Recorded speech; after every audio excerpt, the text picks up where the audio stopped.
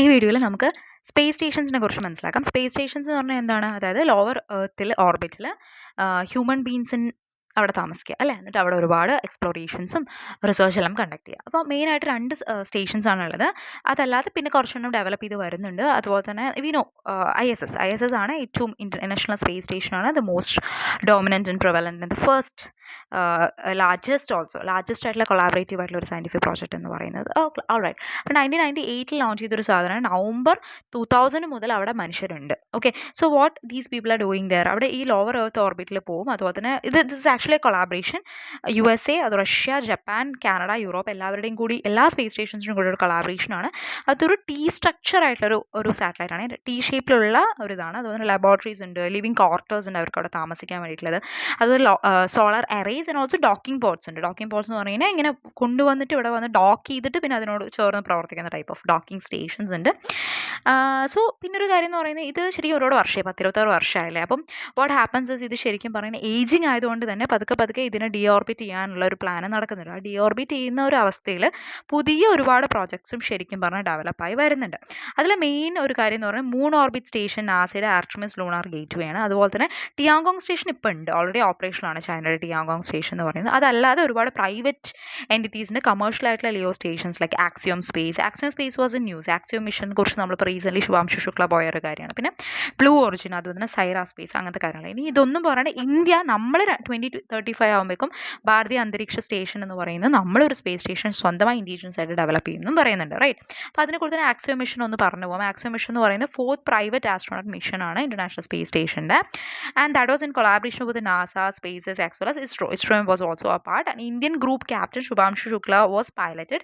അപ്പം first Indian to reach ISSഉം നമ്മുടെ ഈ പറയുന്ന ശുഭാംശു ശുക്ലാണ്. അതിൻ്റെ ബേസിസിൽ he was awarded Ashoka Chakra, and you need to understand about these gallantry awards and stuff in the context of this current affairs. അതല്ലാതെ പിന്നുള്ള ടിയാങ്കോങ് എന്ന് പറയുന്ന ചൈനയുടെയും ഒരു സ്പേസ് സ്റ്റേഷൻ തന്നെയാണ്. അതൊരു മോഡുലാർ ആയിട്ടുള്ള സ്പേസ് സ്റ്റേഷനാണ്, ലിയോയിൽ തന്നെ ഉള്ളതാണ്. കറൻ്റ്ലി ഫുള്ളി ഓപ്പറേഷണൽ സ്പേസ് സ്റ്റേഷനാണ്. അതർ ദാൻ ISS ഇത് മാത്രമാണ്. This is only thing. ISS അല്ലാതെ ഉള്ള കറൻ്റ്ലി ഫുള്ളി ഓപ്പറേഷണൽ ആയിട്ടുള്ള ഒരു സ്പേസ് സ്റ്റേഷൻ എന്ന് പറയുന്നത് ഇതാണ്, ചൈനക്കാരുടെയാണ്. ഇതും അതുപോലെ തന്നെ ഒരു T-ഷേപ്ഡ് ആയിട്ടുള്ള സ്ട്രക്ചറാണ്. പിന്നെ പറയുന്നത് എന്താണ്, this is actually serving as a precursor to Chinese international lunar research station project with Russia plan for 2030s ആവുന്ന സമയത്ത് ചൈന ഇതുപോലെ തന്നെ റഷ്യനെയും കൂട്ടിയിട്ട് ഒരു ഇൻ്റർനാഷണൽ ലൂണാർ സ്പേസ് സ്റ്റേഷൻ കൊണ്ടുവരാൻ നിൽക്കുന്നുണ്ട്. അതിൻ്റെ ഒരു മുന്നോടി എന്നുള്ള രീതിയിലാണ് ടിയാങ്കോങ് സ്റ്റേഷൻ ഇപ്പോൾ അവിടെ ഓപ്പറേഷനായിട്ട് ഇരിക്കുന്നത്. നമുക്ക് സോളാർ ഒബ്സർവേഷൻ കൂടി ജസ്റ്റ് ഒന്ന് പറഞ്ഞു. സോളാർ ഒബ്സർവേഷൻ നാസയുടെ പാക്കർ സോളാർ പ്രോബാണ്. സൂര്യനെ ഒബ്സർവ് ചെയ്യുക എന്നുള്ളൊരു കൺസെപ്റ്റാണ്. സോ ദാറ്റ് ചൂട് അല്ലേ, ചൂടാവുന്ന സമയത്ത് need to have to like അത്രയും സ്വിഫ്റ്റായിട്ട് പോകണം. എന്നാൽ മാത്രമേ അവിടെ ഇവിടെ എത്തുന്ന സമയത്ത് വളരെ സ്പീഡിൽ പോകണം. റൈറ്റ്. സോ അതുകൊണ്ട് തന്നെ ശരിക്കും പറഞ്ഞാൽ ഭയങ്കര സ്പീഡിൽ പോകുന്നൊരു സാധനമാണ് ഈ മിഷൻ എന്ന് പറയുന്നത്. ശരിക്കും touch in the sun by flying directly through its outer space ആണ്. അതിൻ്റെ കൊറോണയിലൂടെ പോയിട്ടാണ് നമ്മൾ അതിനെ ടച്ച് മുട്ടിയിട്ട് വരുന്ന ഒരു പരിപാടിയാണ്. അപ്പം പ്രൈമറി ആയിട്ടുള്ള സയൻറ്റിഫിക് ഗോൾ എന്ന് പറയുന്നത് സണ്ണിൻ്റെ കൊറോണയെ കുറിച്ച് അതെങ്ങനെയാണ് ഹീറ്റ് ചെയ്യുന്നത്, അതെങ്ങനെ ആക്സലറേറ്റ് ചെയ്യുന്നത്, സോളാർ വിൻസ് എത്രത്തോളം സ്പീഡിൽ ആക്സലറേറ്റ് ചെയ്യും, അതിൻ്റെ എനർജി പാർട്ടിക്കിൾസിനെ കുറിച്ച് പഠിക്കുക, അങ്ങനെയുള്ള രീതിയിലുള്ള പരിപാടികളാണ്. അപ്പം ശരിക്കും പറഞ്ഞാൽ സ്പേസിൻ്റെ വെതറിനെ കുറിച്ച് കുറച്ചുകൂടെ പഠിക്കുക. അതുപോലെ തന്നെ ഈ പറയുന്ന സൂര്യൻ ഇസ് ഓൾ അബൌട്ട് നമ്മുടെ എല്ലാ വെതർ പാറ്റേൺസ്, നമ്മുടെ എല്ലാ ടൈപ്പ് ഓഫ് മാഗ്നറ്റിക്കൽ സംഭവങ്ങൾ, rotation, revolution, everything is determined by the സൂര്യൻ. റൈറ്റ്. സോ ആ സൂര്യൻ്റെ കാര്യങ്ങളെക്കുറിച്ച് മനസ്സിലാക്കുന്ന സമയത്ത് നമ്മുടെ വെതറിനെ കുറിച്ച് ഫോർകാസ്റ്റ് ചെയ്യാനുള്ള ഒരു ഓപ്പർച്യൂണിറ്റി കൂടിയാണ്. So that's what they are planning. സ്പീഡിൻ്റെ കാര്യം നോക്കുകയാണെങ്കിൽ ശരിക്കും പറഞ്ഞാൽ ഏറ്റവും ഫാസ്റ്റസ്റ്റ് ആയിട്ടുള്ള ഹ്യൂമൻ മെയ്ഡ് ആയിട്ടുള്ള ഒരു ഒബ്ജക്റ്റ് എവർ എന്ന് പറയുന്നത് ഇതാണ്. കാരണം അത്രയും സ്പീഡിൽ പോകണം അല്ലേ.